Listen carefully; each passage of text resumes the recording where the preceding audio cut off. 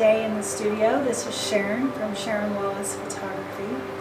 Whether you're new to doing photography or new to studio work, I thought you might be interested in following me along in my studio journey, as well as learning more about the lights, the modifiers that I love so much.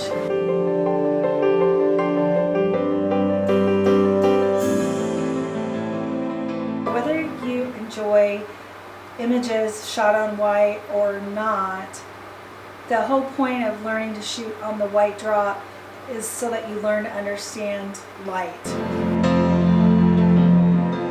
I'm shooting in a space, my studio is 17 feet by 18 feet, so it's about 306 square feet. It's a pretty light colored room with some big windows, and I have a white ceiling. My ceilings are 9-foot ceilings, so I do have a little bit of height over some spaces. Now, to accurately shoot on a white drop, full body shots, it's really nice if you have 12-foot ceilings or higher, but I have 9-foot ceilings in my real world, so that's what we're using today. Additionally, I like to have room to pull my subject 10-12 feet away from the backdrop if I want the backdrop to go black, but I don't have that luxury in this space, so I have a black drop.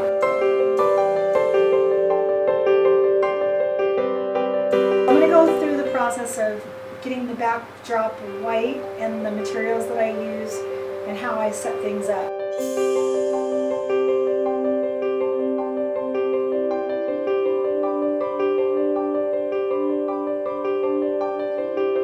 Let's start with the drop. I'm using a Westcott material drop. It's soft. You can fold it up, take it places. It's easy to use. When I unroll it or unfold it, I slide it onto the poles for my backdrop stand. It has a nice little pocket at the top, and then I just use these A-clamps I got at Home Depot to pull it taut so that it eliminates most of the wrinkles. When you're shooting on it, you really don't see any of them. It's also washable, so that's really good. So I can just throw it in the wash when it gets dirty, and it's like brand new.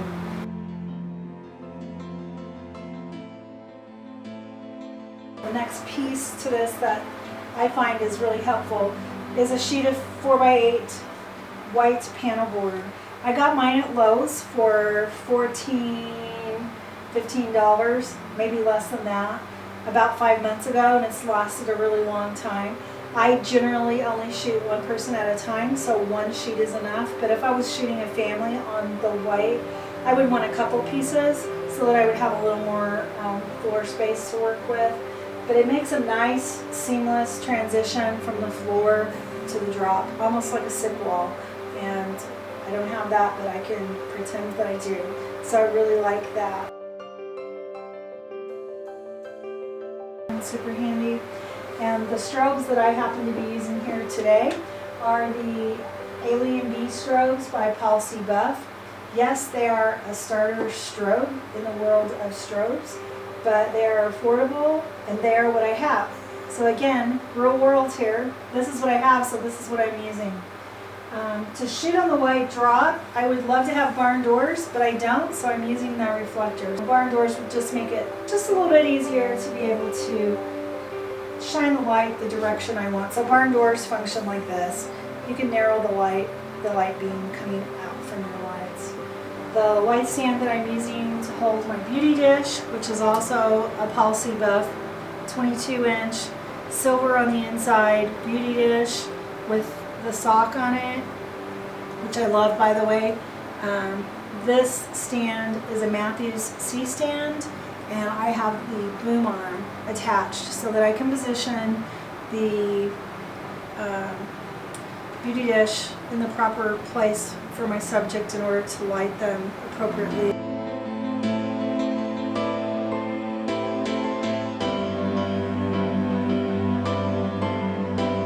Again, thank you for joining me today, and let's get started now that you know a little bit about the tools that I'm using for this white drop. First thing I do is expose for the background. I'm going to be using the modeling lights on my Alien Bees to show you a little bit about where the light's going to be hitting. If I turn my Alien Bee on and the modeling lamp, you can see I can adjust the modeling lamp according to, it adjusts with the power output that you put.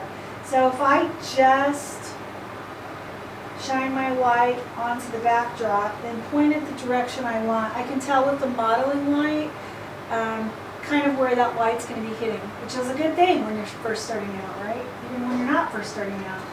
I'm not positioning the light towards the back because that's not illuminating behind where my subject's going to be.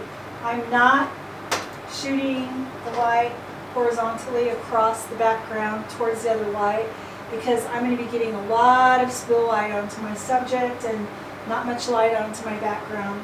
So I'm aiming this light towards the center of my drop. And if you are unsure about what that is, just walk to the center of your backdrop, turn around, and take a look, and your lights should be pointed pretty much directly at you or slightly towards the backdrop.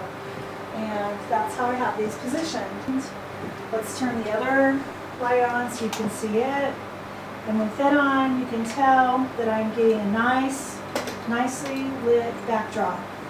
Now, if I were shooting my subject standing up, I would want this light to be higher because generally I want from the person's upper torso to the top of their head lit the best, and then the light can fall off for the rest of the body. We're primarily focused on the person's upper torso and face, unless we're shooting fashion and I'm looking at the outfit.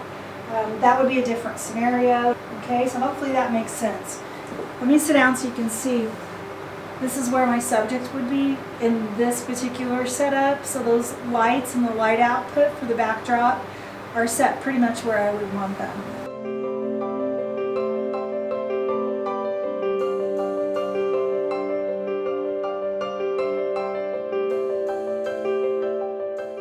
That was a big thing when I first started. I was like, how do you even know where to start? Well, a good starting point for me consistently in the studio, working with strobes, has been to start at f8 and then the strobes, adjust the strobes for the exposure. So what do I mean by that? Your shutter is not determining exposure when you're using strobes or speed lights because they are coming off and coming on, they're firing. They're going to adjust the amount of light that comes into your camera and what the camera is going to capture for the most part. So I set my shutter close to the maximum speed that it can be set in order to still open and close, capture the light from the shutter, from the strobe, and not leave a piece of the shutter into the image. So if you're getting a black line or a black bar, or your image has this, half the bottom is black or half the top is black, that's because your shutter works like this. Shutter drops, opens, the next piece comes through, and if you're capturing part of that second piece that's closing, then you're going to get that black line in your image.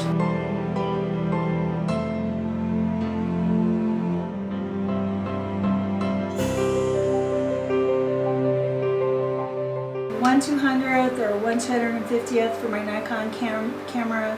For Canon, top shutter speed is going to be 1/25th, I believe, in order for you to be able to shoot and not capture the shutter with your strobe lights.